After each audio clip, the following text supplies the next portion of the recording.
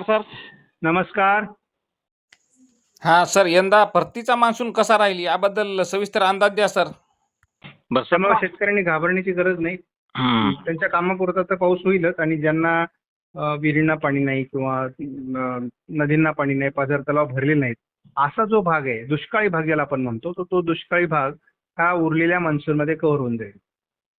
बरं, म्हणजे सप्टेंबर मध्ये सुद्धा पाऊस चांगलाच राहील, परतीचा पाऊस सुद्धा. हो हो, बरं, नक्की. म्हणजे आता हे उद्याच्या 17 ऑगस्ट पासून पावसाचा जोर वाढणार काय सर? हे 15 पासूनच वाढेल. 15 पासूनच म्हणजे मराठवाडा विभागात पाऊस राहील, चांगला राहील. मराठवाडा उत्तर आणि पूर्व भागामध्ये. आपण सांगितल्याप्रमाणे म्हणजे नांदेड, परभणी, हिंगोली, छत्रपती संभाजीनगर आणि जालना बरं बरं या मराठवाड्याच्या जिल्ह्यांमध्ये पाऊस होईल. पण बीडला किंवा थोडं छत्रपती म्हणजे जालना आणि धाराशिवला थोडं कमी राहण्याची शक्यता आहे.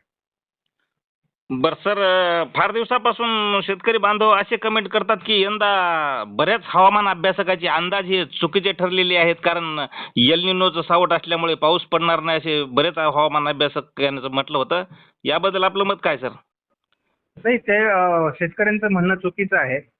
याचं कारण असं आहे की एल निनोमुळे पाऊस कमी पडेल असं काही अभ्यासकांनी सांगितलं असेल, परंतु आपण सरासरी 97 ते 98% पाऊस पडेल हा 26 जानेवारीलाच अंदाज दिलेला आहे. हो सर, तुम्ही 97% अंदाज दिलेला होता. हो, त्यामुळे आता तर मला असं वाटतं की तो अंदाज सुद्धा डावलून सरासरीपेक्षा जास्त पण पाऊस पडू शकतो. वा वा वा. हा. त्यामुळे अंदाज चुकले असं आपल्याला आपल्या दृष्टीने म्हणता येत नाही. बाकीच्यांच्या बाबतीत आपल्याला फारसा आता आयडिया नाही. पण आपला अंदाज कुठे चुकलेला नाहीये. आणि कसं असतं की पाऊस कमी पडणं याचा अर्थ काय होतो की ज्या भागात पाऊस चांगला झालाय त्या लोकांना काय वाटतं की या वर्षी तर एल निनो आहे तरी पण आम्हाला चांगला पाऊस झाला. पण ज्या भागात पाऊस झाला नाही त्या ठिकाणच्या शेतकऱ्यांना एल निनोचा प्रभाव जाणवतोय.